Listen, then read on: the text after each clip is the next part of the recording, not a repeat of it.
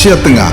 Inilah Radio Republik Indonesia Bau-Bau dengan Warta Kepton, berita seputar Kepulauan Buton. Biasa seperti tahun-tahun sebelumnya, biasanya kan pemeriksaan hewan hidup atau antemortem dulu. Jadi itu kan kita yang pemeriksaan ini ke 3 komoditi.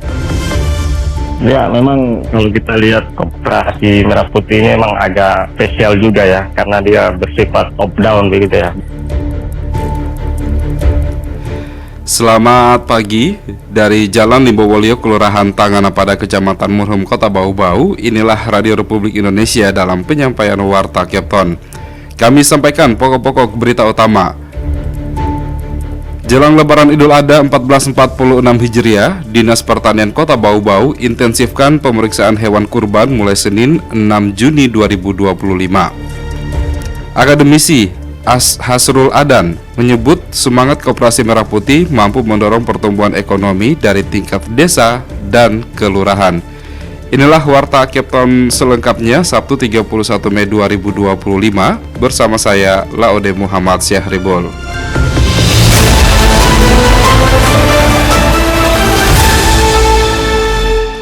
Kita ke berita yang pertama. Jelang Lebaran Idul Adha 1446 Hijriah, Dinas Pertanian Kota Bau-Bau akan intensifkan pemeriksaan hewan kurban mulai Senin 6 Juni 2025. Mengenai hal tersebut selengkapnya kita ikuti laporan reporter Waode Nurliani. Dinas Pertanian melalui Bidang Peternakan dan Kesehatan Hewan melaksanakan pemeriksaan kurban pada Senin 2 Juni mendatang. Intensifikasi pemeriksaan dilakukan menjelang Lebaran Idul Adha 1446 Hijriah di sejumlah titik penjualan kambing dan sapi di Kota Bau-Bau. Sesuai dengan agenda kunjungan pertama di pusat penjualan kambing di Pos 3 Kelurahan Tarahu, Kecamatan Batu Puaro, hingga H-1 Idul Adha akan terus berlanjut di Kecamatan Bungi. Kepala Bidang Peternakan dan Kesehatan Hewan Dr. Hewan Jusriati mengatakan, meskipun selama beberapa tahun terakhir pihaknya belum menemukan ada hewan kurban yang mengarah pada ciri-ciri penyakit, namun intensifikasi pengawasan sangat perlu dilakukan sebagai upaya pencegahan. Ia menyebutkan beberapa penyakit menular sesama hewan yang perlu diwaspadai seperti PMK, lambskin hingga cembrana. Begitupun dengan penyakit yang bersifat zoonosis atau penyakit menular hewan kepada manusia seperti antraks dan juga brusellosis.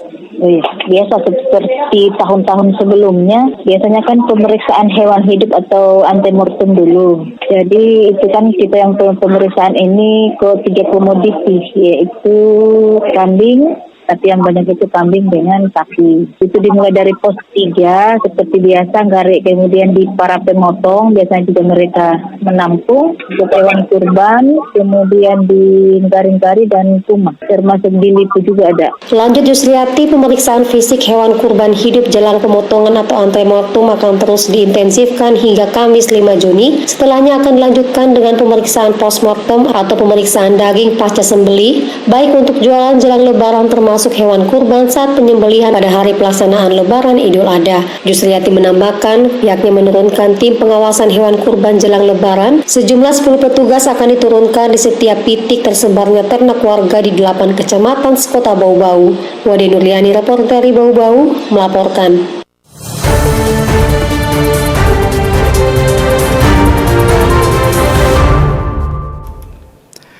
Bupati Buton Alvin Akawijaya Putra menyayangkan terjadinya keracunan massal yang dialami oleh puluhan balita dan ibu hamil yang diduga akibat pemberian makanan tambahan di UPTD Puskesmas wilayah Wolowa.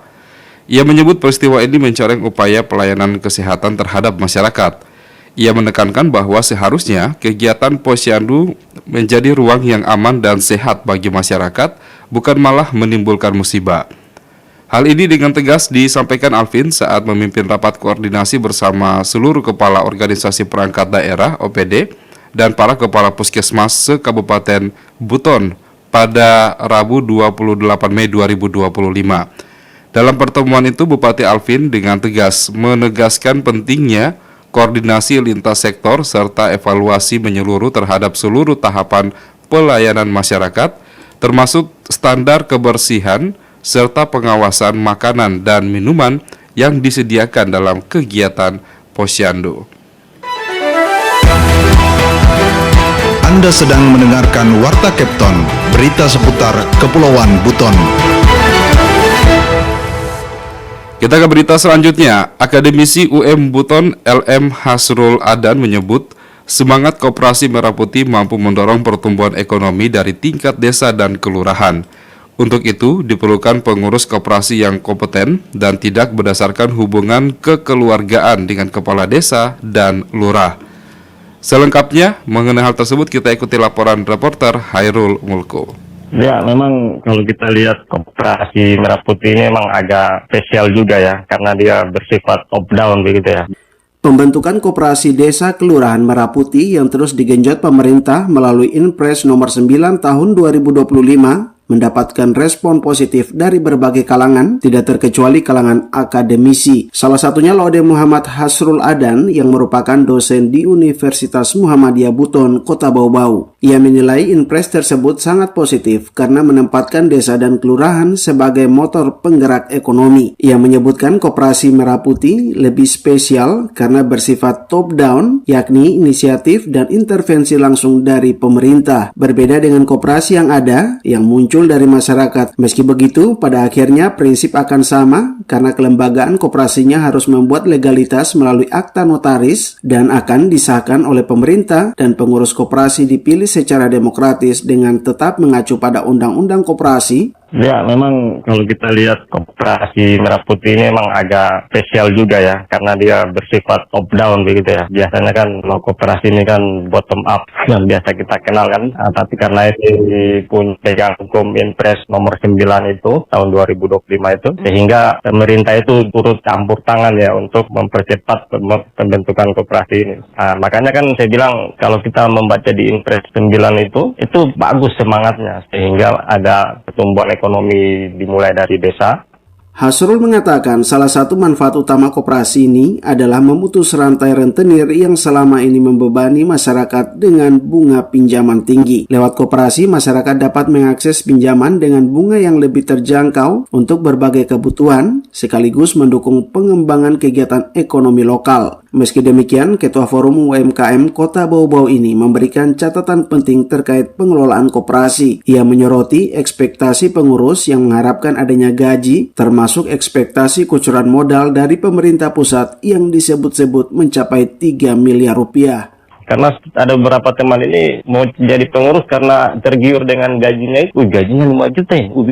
Nah, itu kan informasi yang tidak benar begitu kan. Tapi sudah beredar di mana-mana begitu. Salah satu juga dapat dana 1 sampai 3 miliar kan tidak juga. Kalau kita dengar dari aturan kan mereka tidak serta-merta mendapatkan dana itu. Tapi bagaimana pengurus ini membuat proposal untuk didanai begitu. Ia juga menekankan pentingnya transparansi dari kepala desa atau lurah dalam menjelaskan mekanisme dan aturan koperasi kepada masyarakat sejak awal pembentukannya. Hal ini diperlukan agar tidak muncul kekecewaan di kemudian hari. Selain itu, pemilihan pengurus yang kompeten dan profesional menjadi kunci keberhasilan Koperasi Merah Putih. Hasrul mengingatkan pengurus tidak boleh hanya dipilih berdasarkan kedekatan keluarga atau hubungan kekeluargaan agar koperasi dapat berjalan efektif dan tidak mandek di tengah jalan. Dari Kota Bau-Bau, Hairul Mulku, RRI terus mengudara untuk Indonesia.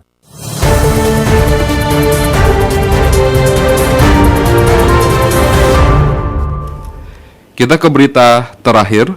Menteri ATR BPN Nusron Wahid menyerahkan sertifikat tanah kepada Gubernur Sultra Andi Sumangerungka bersama dengan rapat koordinasi atau rakor program kebijakan pertanahan dan tata ruang di Provinsi Sulawesi Tenggara di ruang Polak kantor Gubernur Sultra pada Rabu 28 Mei 2025.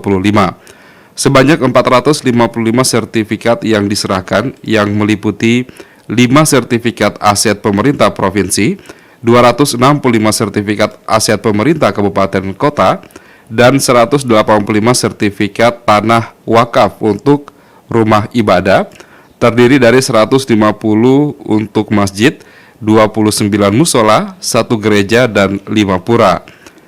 Dalam sambutannya, Menteri Nusron menegaskan kepastian hukum atas tanah adalah fondasi dari pembangunan yang berkelanjutan. Penyerahan sertifikat tanah adalah bagian dari upaya pemerintah mempercepat legalisasi aset dan mendukung pengelolaan pertanahan yang tertib. Ia menyebutkan tanah milik negara baik untuk fasilitas publik, pemerintah maupun rumah ibadah harus jelas status hukumnya agar tidak terjadi konflik dan dapat dimanfaatkan secara maksimal untuk masyarakat.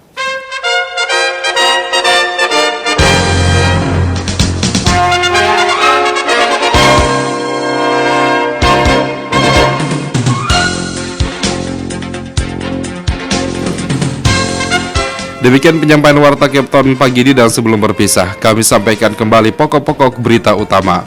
Jelang Lebaran Idul Adha 1446 Hijriah, Dinas Pertanian Kota Bau-Bau akan intensifkan pemeriksaan hewan kurban mulai Senin 6 Juni 2025. Akademisi Hasrul Adan menyebut semangat Koperasi Merah Putih mampu mendorong pertumbuhan ekonomi dari tingkat desa dan kelurahan. Kami harap Anda tetap bersama RRI Bau-Bau untuk mengikuti program-program kami selanjutnya di Kepton pagi ini. Saya Laude Muhammad Saribul, mewakili kerabat kerja dan tim yang bertugas mengucapkan terima kasih. RRI terus mengudara untuk Indonesia. Sampai jumpa.